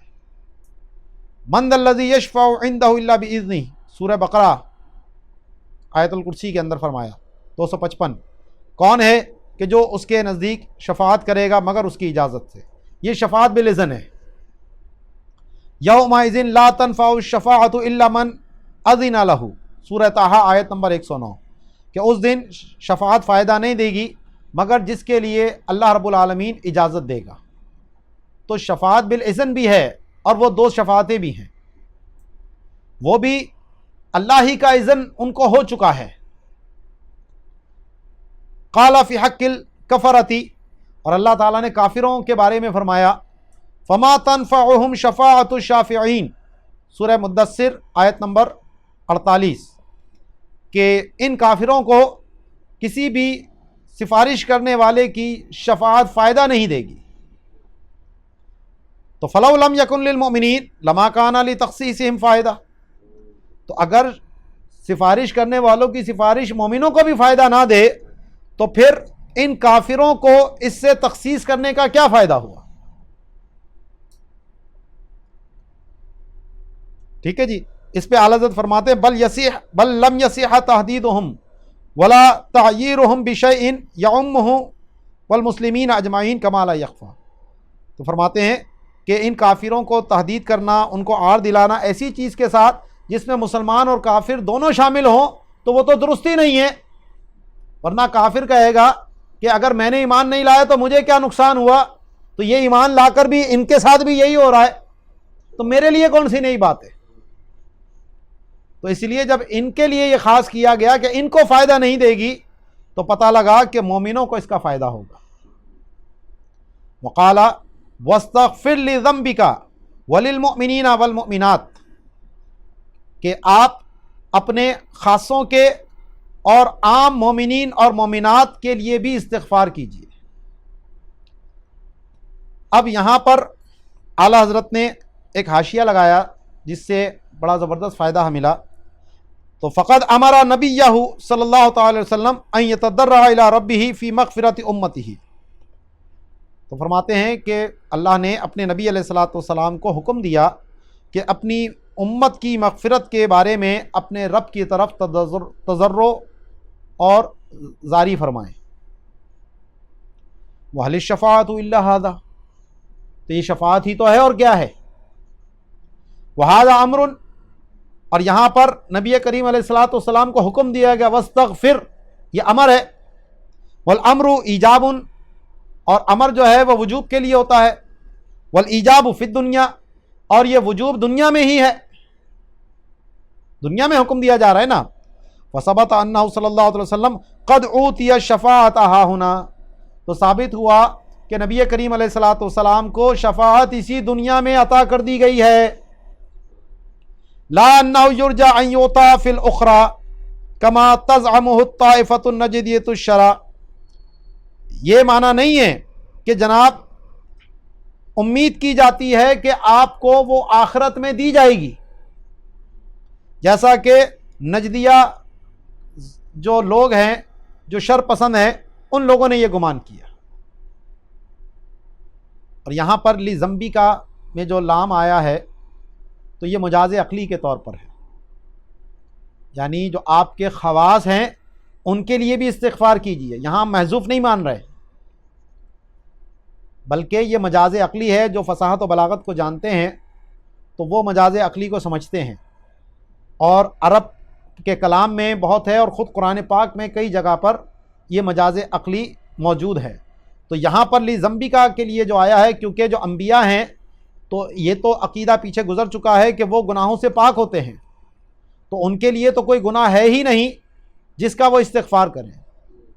اور جو حضور علیہ الصلوۃ والسلام کا استغفار فرمانا تھا تو وہ اس کے کئی جوابات دیے گئے۔ ایک تو یہ کہ امت کے لیے تعلیم کے لیے تھا، یہ دوسرا خود کیونکہ نبی علیہ الصلوۃ والسلام کا مقام و مرتبہ ہر لمحے بڑھ رہا ہے، تو جب آپ علیہ الصلوۃ والسلام کسی مقام پر پہنچتے ہیں تو لگتا یہ ہے کہ یہی سب سے بلند ہے، لیکن پھر جب اگلے مقام پر جاتے ہیں تو پھر آپ کو پتہ لگتا ہے کہ وہ تو نیچے کا مقام تھا، اللہ کی معرفت تو ابھی اور بہت ہے۔ تو اس پر آپ جو ہے وہ اللہ کی بارگاہ میں استغفار کرتے تھے، تو گناہ کو تو وہاں تصور ہی نہیں ہے۔ تو اسی لیے یہاں پر جو اس کا معنی کیا امام اہل سنت نے بھی کہ اپنے خاص کے اور عام کے، تو پہلے خواص کا ذکر ہوا اور پھر عام مومنین اور عام مومنات کا ذکر ہوا۔ وَأَمَّا السُّنَّةُ فَقَالَ صلی اللہ علیہ وسلم إِنَّ لِكُلِّ نَبِيٍّ دعوة مستجابة فمنهم من دعا بها على قومه ومنهم من اتخذها دنيا وإني ادخرتها دعوتي شفاعتي لأمتي يوم القيامة لمن قال لا الہ الا اللہ۔ تو نبی کریم علیہ الصلوۃ والسلام نے فرمایا ہر نبی کے لیے ایک دعا ہوتی ہے جو قبول ہوتی ہے، تو بعض نے تو اس دعا کو اپنی قوم کے خلاف استعمال کیا، ان کی ہلاکت کی آپ نے دعا کی، اور بعض نے اس کو دنیا کے لیے اپنے قرار دیا، جیسا کہ حضرت سلیمان علیہ السلام نے اللہ سے دعا کی ربی حب لی ملکن لا ینبغی لاحد من بعدی، کہ ایسی بادشاہت دے جو میرے بعد کسی اور کے لیے نہ ہو، اور فرمایا کہ میں نے اپنی وہ دعا اپنی شفاعت کے لیے ذخیرہ کر لی اپنی امت کے لیے قیامت کے دن کی۔ تو یہ اس کے لیے ہے کہ جس نے بھی لا الہ الا اللہ یعنی جو اہل قبلہ ہوگا، تمام ضروریات دین پر ایمان رکھتا ہوگا، اس کو یہ شفاعت ملے گی۔ وقال خیرت بین ان یدخل نصف امت الجنت و بین شفاعتی، کہ مجھے اختیار دیا گیا کہ میری آدھی امت جنت میں چلی جائے یا میں شفاعت لے لوں۔ فاخترت الشفاعت، تو میں نے شفاعت کو اختیار کیا، لأنها اعم و اکفا، کیونکہ وہ سب کو شامل ہے اور سب کو کفایت کرے گی۔ अतरौनहा लिलमुत्तकीन, क्या तुम समझते हो मेरी शफाअत सिर्फ मुत्तकीन के लिए है? वलाकिन्नहा लिलमुज़निबीन अलखत्ताईन, बल्कि वो तो गुनाहगारों और ख़ताकारों के लिए भी है। वक़ाला ला अशफ़अन्ना यौमल क़ियामति लिअक्सरा मिम्मा फ़िल अर्दि मिन हजरिन व शजरिन, कि मैं क़यामत के दिन जितने ज़मीन में पत्थर और दरख्त हैं उनसे भी ज़्यादा लोगों की शफाअत फरमाऊँगा। वक़ाला शफ़ाअती लि अहलिल कबाइरि मिन उम्मती, और फरमाया कि मेरी शफाअत मेरे उम्मत के कबीरा गुनाह वालों के लिए है। वक़द रुविया अन्हु फ़ी सिहाहि वल हिसान अख़बारुन बि अल्फ़ाज़िन मुख्तलिफ़तिन बिहैसु लौ जुमिअत अहादुहा लबलगत हद्द तवातुरी फ़ी इस्बात शफ़ाअती, और फरमाते हैं बहुत सी सही हदीसें और हसन हदीसें हैं जो रिवायत की गई हैं मुख्तलिफ़ अल्फाजों से, अगर उन सब के अहाद को जमा किया जाए तो उनकी मजमूई तादाद जो है वो इस बात शफ़ाअत में तवातुर की हद को पहुँच जाती है। तो इस पर बहुत से उलमा ने वो हदीसें जमा भी की हैं, और ख़ुद इमाम अहले सुन्नत का एक रिसाला भी है जिसमें आपने 40 हदीसें जो हैं वो शफ़ाअत के उन्वान से जमा फरमाई हैं। बाकी यहीं से अक़साम शफ़ाअत के ऊपर इंशाअल्लाह आगे गुफ्तगू करेंगे। पीछे भी मैंने आपको बता दी थी, बुनियादी तौर पर तो 3 है, अब उसकी जो ज़ुहूर होगा वो कैसे कैसे होगा वो इंशाअल्लाह हम अगले दर्स में देखेंगे। वमा अलैना इल्लल बलागुल मुबीन। अल्हम्दुलिल्लाहि रब्बिल आलमीन वस्सलातु वस्सलामु अला सय्यिदिल अंबिया वल मुरसलीन, अम्मा बाद। पिछले दर्स में हमने शफ़ाअत की तारीफ़ और उसके सबूत कुरान और हदीस से वो पढ़ा था। आगे है शफ़ाअत की अक़साम। तो फरमाते हैं वलहू सल्लल्लाहु अलैहि वसल्लम अक़सामुन मिनश शफ़ाअत, कि नबी करीम अलैहिस्सलातु वस्सलाम के लिए शफ़ाअत की कई अक़साम हैं। मिनहा अश-शफ़ाअतु ली इराहतिल खलाइक़ मिन हौलिल मौक़िफ़, पहली किस्म की जो शफ़ाअत है वो मखलूक को जो क़यामत के दिन की हौलनाकी है उससे राहत दिलाने के लिए। वहिया साबिततुन बिइत्तिफ़ाक़िल मुस्लिमीना हत्तल मुअतज़िलती वहिया मिन ख़साइसिही सल्लल्लाहु तआला अलैहि वसल्लम, और ये जो शफ़ाअत है इस पे तमाम मुसलमानों का इत्तिफ़ाक़ है, यहाँ तक कि मुअतज़िला का भी, और ये हुज़ूर अलैहिस्सलातु वस्सलाम के ख़वास में से है, और यही शफ़ाअत कुबरा है, क्योंकि तमाम अहले मौक़िफ़ को ये शफ़ाअत पहुँचेगी, सबको इसका फ़ायदा पहुँचेगा। दूसरी है मिनहा इदख़ालु नासिल अल जन्नत बिग़ैरि हिसाब, कि दूसरी किस्म जिसमें बहुत सारे लोगों को जन्नत में बग़ैर हिसाब किताब के जन्नत में दाखिल फरमाना। तो ये भी हदीसों से साबित है। नीचे इन्होंने हदीस भी नकल की है कि मेरी उम्मत में से 70,000 लोग बग़ैर हिसाब किताब के जन्नत में दाखिल होंगे, और फिर हर 1000 के साथ मज़ीद 70,000 होंगे। और ये 70,000 का जो लफ्ज़ है ये कसरत के लिए बोला जाता है, यानी बेशुमार लोग जो है वो बिला हिसाब व किताब जन्नत में दाखिल किए जाएंगे। तो अल्लाह ताला हमें भी हुज़ूर की शफ़ाअत के सदक़े में इन लोगों में शामिल फरमाए। वमिनहा अदमु दुख़ूलिन नार बादल हिसाबी व सबूतिल इस्तिहक़ाक़ी लिदुख़ूलिन नार, तीसरी किस्म है कि हिसाब किताब के बाद और दुख़ूल नार के इस्तिहक़ाक़ के सबूत के बाद उसका जहन्नम में दाखिल ना होना, यानी अल्लाह की तरफ से फ़ैसला हो गया था कि जहन्नम में जाएगा, लेकिन हुज़ूर अलैहिस्सलातु वस्सलाम उसको अपनी शफ़ाअत से जहन्नम से रोक कर जन्नत में ले जाएंगे। जो दुर्र मंसूर के अंदर भी रिवायत है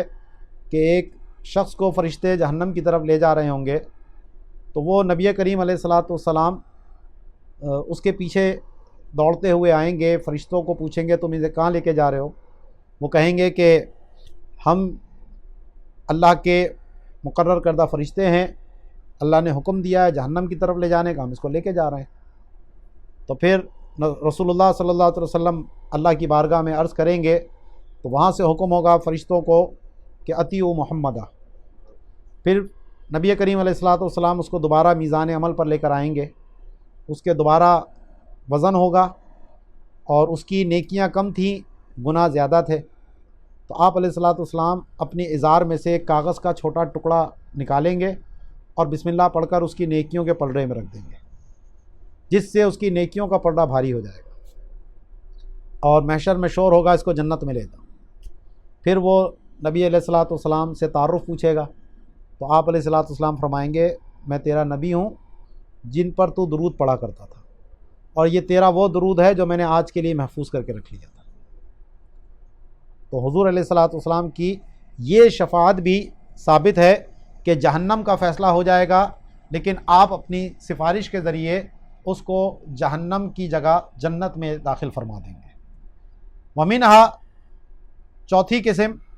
اخراج بعض الموحدین من النار، کہ بعض توحید والوں کو آپ جہنم سے نکال کر جنت میں داخل فرمائیں گے، جن کا نام جہنمیین ہوگا اور یہ بالکل جل چکے ہوں گے۔ تو آپ علیہ الصلوۃ والسلام اللہ کی بارگاہ میں حکم دیں گے، عرض کریں گے، تو وہاں سے حکم ہوگا کہ ان کو نہر حیات میں غوطہ دلوا دو۔ جب وہ نہر حیات میں غوطہ دیں گے تو ان کے بدن جو ہے وہ 14ویں رات کے چاند کی طرح چمکتے ہوں گے، اور پھر وہ جنت میں داخل کیے جائیں گے، اور ان کا نام جہنمیین ہوگا، بطور آر کے نہیں بلکہ حضور علیہ الصلوۃ والسلام کی شفاعت سے جو ان کو یہ مقام ملا اس پر وہ ناز کرتے ہوئے یہ کہیں گے۔ ومنہا زیادت الدرجات، جو پانچویں قسم ہے کہ درجات میں اضافہ، کہ نیکیوں کے جو مقام تھا ان کا وہ تو نیچے کا تھا، لیکن آپ علیہ الصلوۃ والسلام اپنی شفاعت کے ذریعے ان کو اوپر کا مقام جو ہے وہ دلوا دیں گے۔ ومنہا التجاوز عن التقصیر فی الطاعات، اور جو چھٹی قسم ہے کہ طاعت میں جو تقصیر ہوگی تو آپ اس سے معافی جو ہے وہ اللہ کی بارگاہ سے ان کو دلوا دیں گے۔ اور ساتویں جو ہے وہ تخفیف العذاب لمن استحق کا خلود النار فی بعض الاماکن والاوقات کا ابی طالب،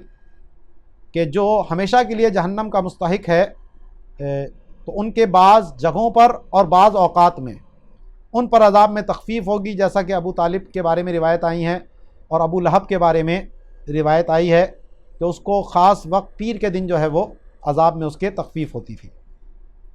ومنہا دخول اطفال المشرکین الجنت، کہ جو جنت میں مشرکین کے بچے ہیں ان کو آپ داخل جنت فرما دیں گے۔ تو جن روایتوں میں شفاعت سے محرومی کا ذکر ہے کہ میری شفاعت نہیں پائے گا، اس کو میری شفاعت نہیں ملے گی، تو وہاں مخصوص قسم کی شفاعت مراد ہے، جیسے ترقی درجات والی یا بلا حساب و کتاب داخل جنت ہونے والی۔ باقی جو جہنم سے نکال کر جنت میں داخل ہونا ہے تو یہ شفاعت ہر اہل ایمان کو ملے گی، جو بھی اہل قبلہ ہے اس کو یہ شفاعت کا وہ حقدار ہے۔ ومنہا لمن مات بالمدینۃ ولمن صبر علی لاوائہا، اور انہی میں سے ہے کہ جو مدینے میں انتقال کر جائے اور مدینے کی شدت پر صبر کرے، اس کے موسم کی شدت پر۔ ولمن زارہ بعد موتہ، اسی طرح نبی کریم علیہ الصلوۃ والسلام کے دنیا سے پردہ فرمانے کے بعد جو آپ کی قبر انور کی زیارت کے لیے آئے تو اس کو بھی یہ شفاعت ملے گی۔ ولمن اجاب المؤذن ودعا لہ صلی اللہ علیہ وسلم بالوسیلۃ، اسی طرح جو اذان کا جواب دے اور پھر آپ صلی اللہ علیہ وسلم کے لیے وسیلے کی دعا کرے، جو اذان کے بعد کی دعا ہے۔ ولمن یصلی علیہ لیلۃ الجمعۃ ویومہا، جو آپ علیہ الصلوۃ والسلام پر جمعرات اور جمعے کے دن جو ہے، شب جمعہ اور جمعے کے دن جو ہے وہ درود پاک پڑھے۔ ولمن حفظ 40 حدیثا فی الدین وعمل بہا، اسی طرح جو دین کی 40 حدیثیں یاد کرے اور ان پر عمل کرے۔ ولمن صام شعبان لحبہ صلی اللہ علیہ وسلم صیامہ، اسی طرح جو شعبان کے روزے رکھے کہ نبی علیہ الصلوۃ والسلام کو یہ روزے رکھنا پسند تھا اس لیے۔ ولمن مدح اہل البیت واثنى علیہم، اسی طرح جو اہل بیت کی تعریف و توصیف کرے اور ان کی ثنا خوانی کرے۔ الی غیر ذلک مما ورد فی السنۃ، اور بہت سی دیگر کہ جن کے بارے میں احادیث جو ہیں وارد ہیں، اور نیچے حاشیے کے اندر بھی ہر ایک کے بارے میں انہوں نے ماشاءاللہ زبردست قسم کی احادیث نقل کی ہیں، تو یہاں سے آپ اس کو دیکھ سکتے ہیں۔ وَيَجِبُ الْإِيمَانُ بِأَنَّهُ يَشْفَعُ غَيْرُهُ أَيْضًا مِنَ الْأَنْبِيَاءِ وَالْمَلَائِكَةِ وَالْعُلَمَاءِ وَالشُّهَدَاءِ وَالصَّالِحِينَ وَكَثِيرٌ مِنَ الْمُؤْمِنِينَ وَغَيْرُهُم مِنَ الْقُرْآنِ وَالصِّيَامِ وَالْكَعْبَةِ وَغَيْرُهَا مِمَّا وَرَدَ فِي السُّنَّةِ۔ اور یہ ایمان رکھنا بھی ضروری ہے کہ حضور علیہ الصلوۃ والسلام کے علاوہ دیگر لوگ بھی شفاعت فرمائیں گے،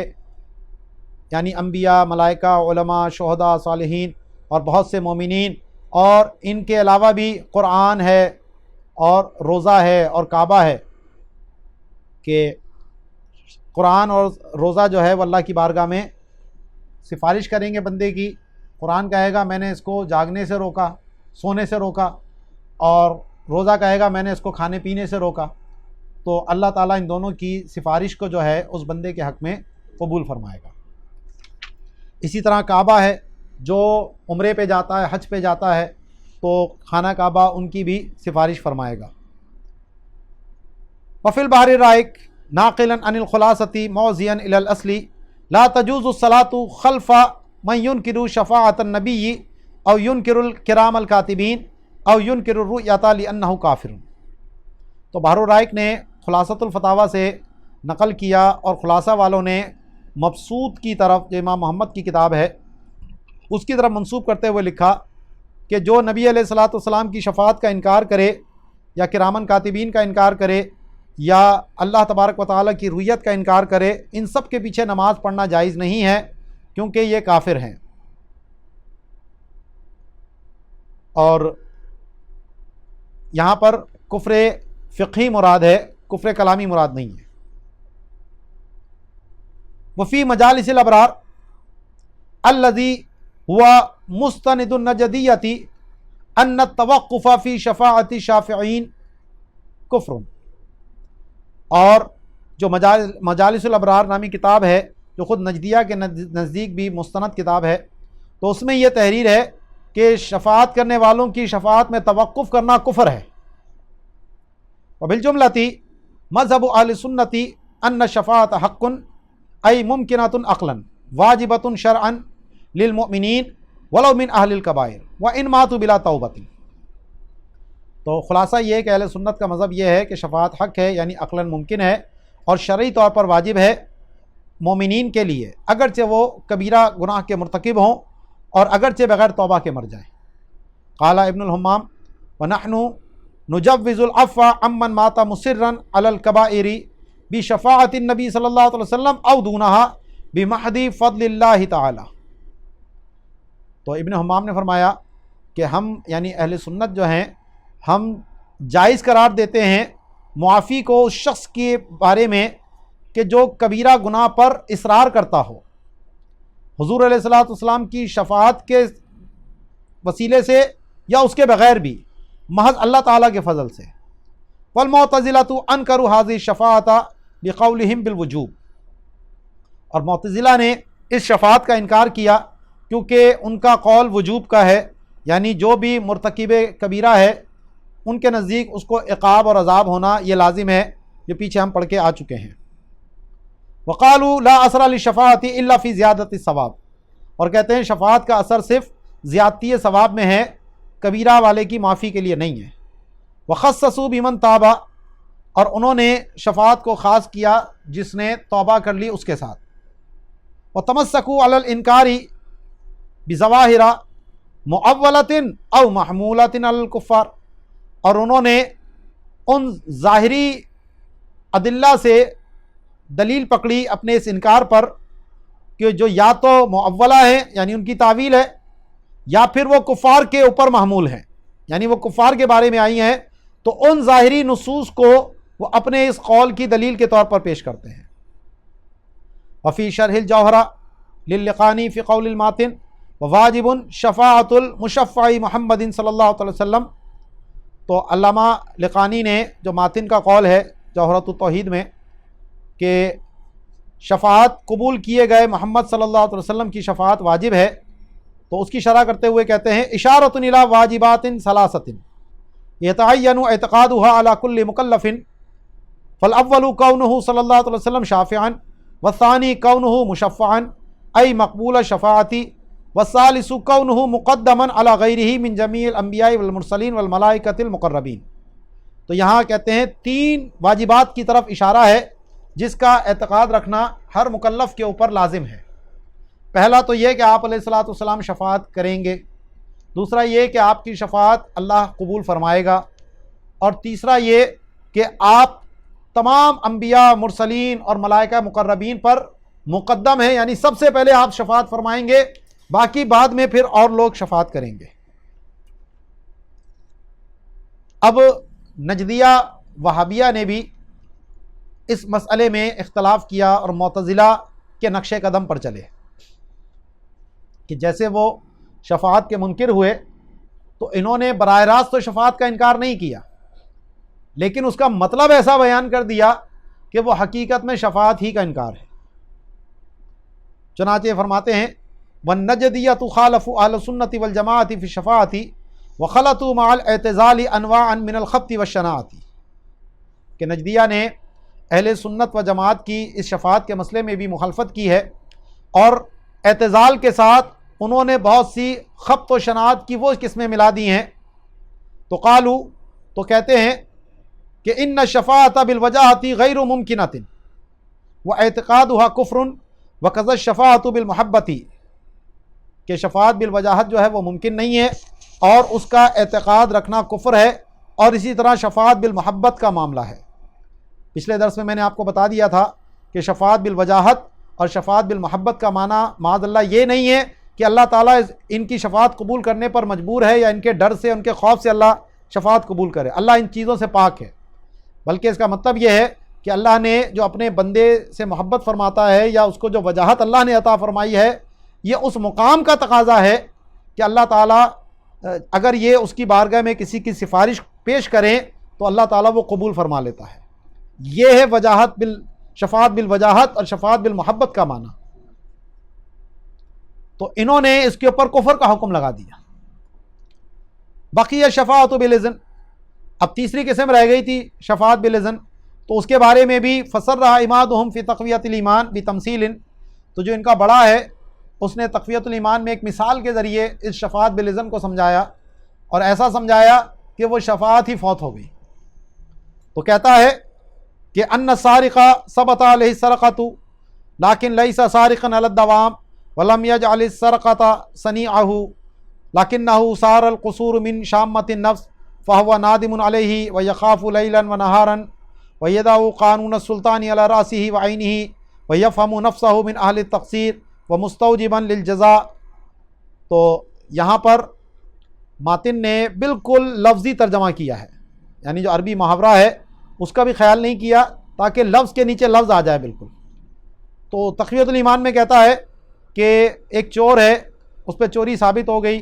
لیکن وہ ہمیشہ کی چوری نہیں کرتا اور چوری کرنا اس کا پیشہ بھی نہیں ہے، لیکن شامت نفس سے اس سے قصور سرزد ہو گیا، اب وہ اس پہ نادم بھی ہے، دن رات ڈرتا ہے، اور بادشاہ کے قانون کو اپنے سر اور آنکھوں پہ بھی رکھتا ہے، اور جانتا ہے کہ وہ قصور والا ہے اور جزا کا مستوجب ہے۔ ولا يطلب جوار امیر و وزیر فرارا من السلطان ولا يظہر حمایت احد فی مقابلته واللیل والنہار یرى وجہہ فقط انہ ما یحکم فی حقی۔ تو کہتے ہیں کہ کسی امیر اور وزیر کی پناہ بھی وہ طلب نہیں کرتا بادشاہ سے فرار حاصل کرتے ہوئے، اور نہ ہی اس بادشاہ کے مقابلے میں کسی کی حمایت ظاہر کرتا ہے، دن رات بس اسی کے چہرے کو دیکھتا رہتا ہے کہ وہ اس کے حق میں کیا فیصلہ فرمائے گا۔ تو فالسلطان بمشاہدی حالہ علی ھذا المنوال یرحم علیہ، تو بادشاہ جب اس کے یہ حال کو دیکھتا ہے تو وہ اس پر رحم کرنا چاہتا ہے، لیکن نظرا الی قانون السلطنت لا یقدر علی العفو عنہ بلا سبب لئلا ینقص قدر حکمہ فی قلوب الناس۔ تو لیکن اپنے سلطنت کے قانون کو دیکھتے ہوئے وہ بغیر سبب معاف کرنے پر قادر نہیں ہے، اور یہ پیچھے بھی گزر چکی ہے بات کہ بعد میں ان لوگوں نے لا یقدرو کو لا یفعلو سے تبدیل کر دیا تھا۔ تو پہلے تو عجز لازم آ رہا تھا، اور پھر اگر لا یفعلو بھی کر دو گے تو اس سے اللہ کے لیے اپنے عمل سے خود اپنی ذات کا فائدہ لینا ثابت ہو رہا ہے کہ اپنے قانون کو بچانے کے لیے اللہ تعالیٰ سفارش قبول فرما رہا ہے۔ تو فرّ من المطر اور وقف تحت المیزاب۔ تو بغیر سبب کے وہ معاف کرنے پر قادر نہیں ہے تاکہ لوگوں کے دلوں میں اس کے حکم کی قدر و منزلت کم نہ ہو جائے۔ ففائد من العمراء والوزراء بعد ادراک ان ھذا مردی السلطان یشفع لہ، تو اس کے امیروں وزیروں میں سے کوئی ایک اس بات کو جاننے کے بعد کہ یہی بادشاہ کی مرضی ہے، اس کے لیے سفارش کر دیتا ہے۔ والسلطان لزیادتی عزتی فی الظاہر باسم الشفاعتی یعفو عنہ، تو بادشاہ جو ہے وہ ظاہراً اس کی عزت کو بڑھانے کے لیے اس کی سفارش کے نام پر اس کو معاف کر دیتا ہے۔ تو کہتا ہے ھذا ہوا الشفاعۃ بالاذن، تو یہی شفاعت بالاذن ہے۔ وھذا القسم یمکن فی جنابہ تعالی، اور یہی اللہ کی جناب میں شفاعت کی قسم ممکن ہے۔ وکل نبی وولی ذکر شفاعت فی القرآن والحدیث فھذہ معناہ، تو جو بھی کسی نبی ولی کی شفاعت کا ذکر قرآن یا حدیث میں آیا ہے تو اس کا مطلب یہی والی شفاعت ہے۔ تو اعلیٰ حضرت فرماتے ہیں کہ اقول بل و نفسہا،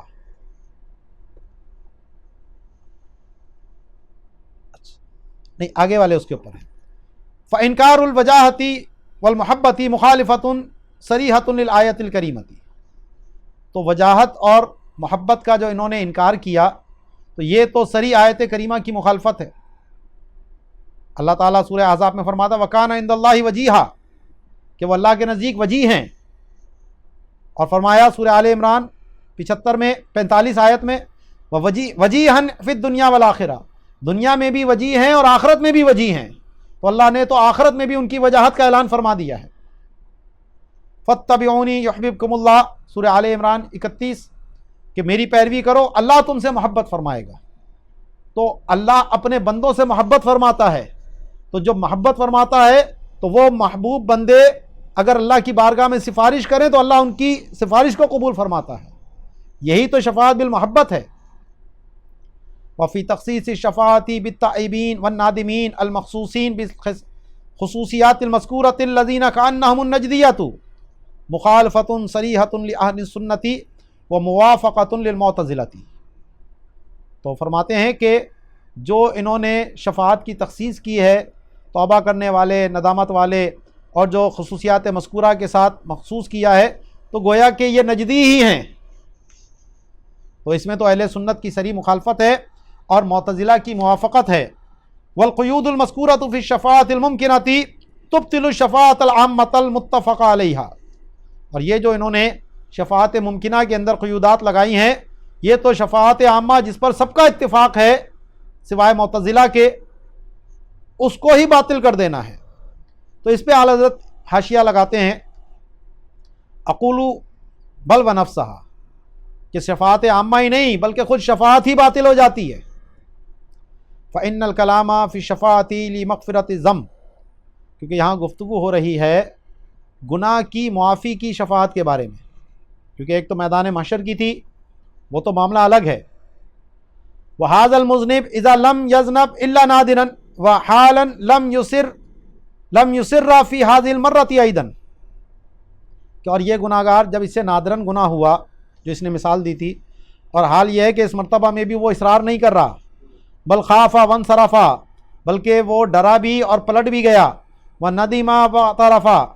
اور ندامت بھی اس پر آ گئی اور گناہ کا اقرار بھی کرتا ہے وہ، تو والندب توبۃ، تو ندامت تو خود توبہ ہے، تو توبہ تو کر چکا وہ، کما فی الحدیث صحیح، جیسا کہ حدیث صحیح کے اندر ہے، عن انس عن النبی صلی اللہ علیہ وسلم بسند صحیح التائب من الذنب کمن لا ذنب له، جیسا کہ حضرت انس رضی اللہ تعالیٰ عنہ سے روایت ہے کہ نبی علیہ الصلوۃ والسلام نے فرمایا کہ گناہ سے توبہ کرنے والا ایسا ہے جیسا کہ اس نے گناہ کیا ہی نہ ہو۔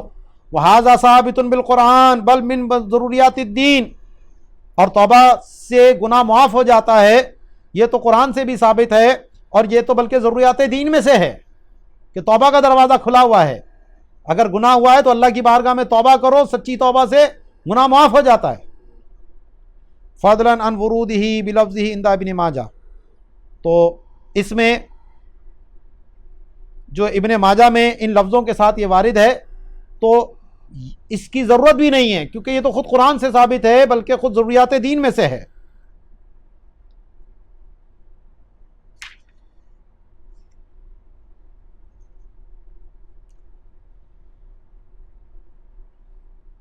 تو عن انس عن النبی ففیم الشفاعۃ لمغفرۃ الذنب وقد غفر،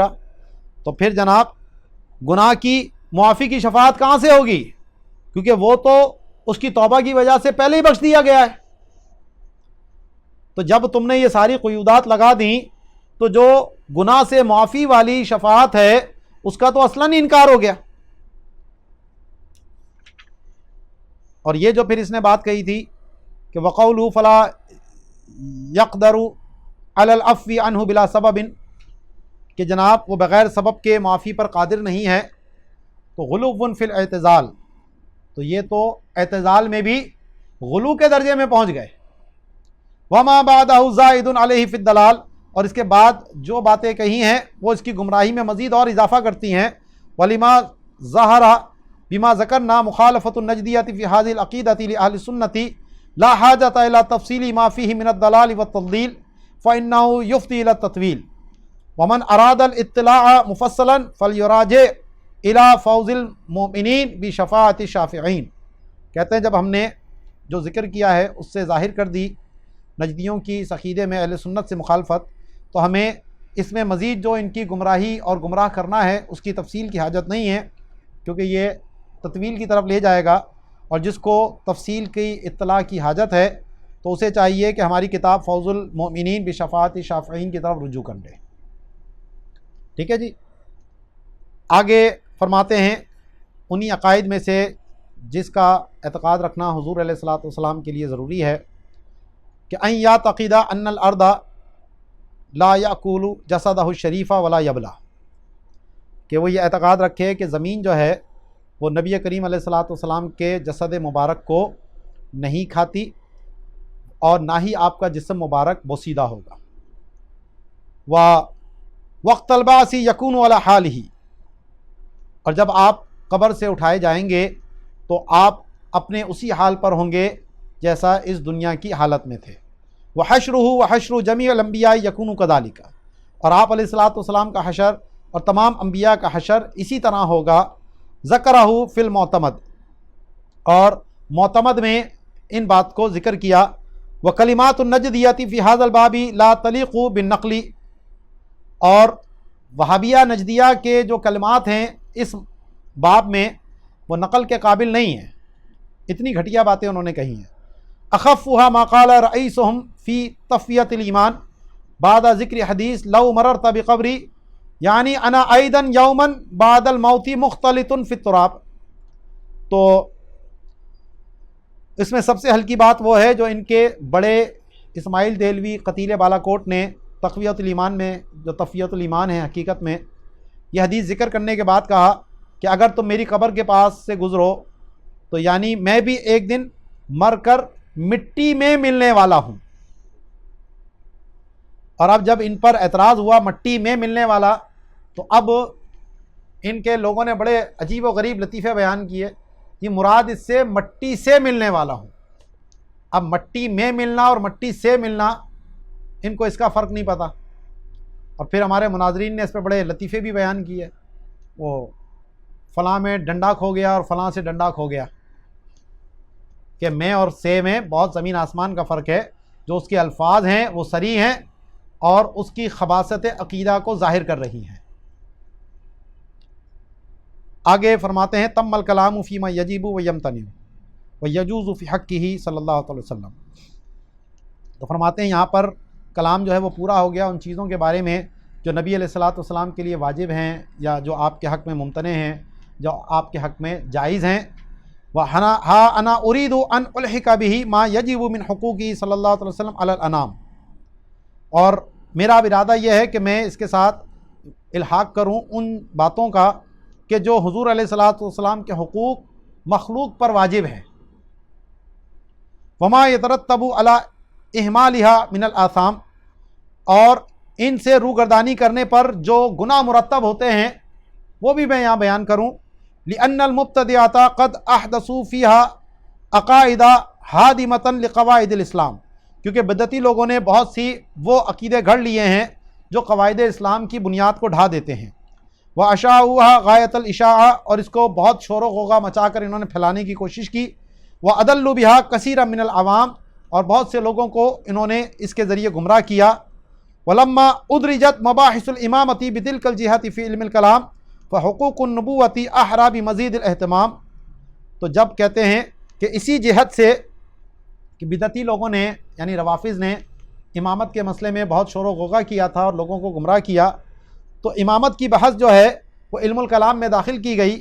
तो नबुव्वत के जो हुकूक़ हैं वो ज़्यादा लायक हैं कि इन पर मज़ीद एहतमाम और मज़ीद जो है वो कलाम किया जाए। फ़अक़ूलु व बिल्लाहिल एतिसाम, तो मैं कहता हूँ और अल्लाह ही के ज़रिए जो है वो मदद पकड़ना है। तो यहाँ से इंशाअल्लाह हम आगे जो हुकूक़ हैं एक नबी के उम्मतियों पर, उस पे इंशाअल्लाह यहाँ से हम तफ़सीली कलाम कल करेंगे। वमा अलैना इल्लल बलागुल मुबीन।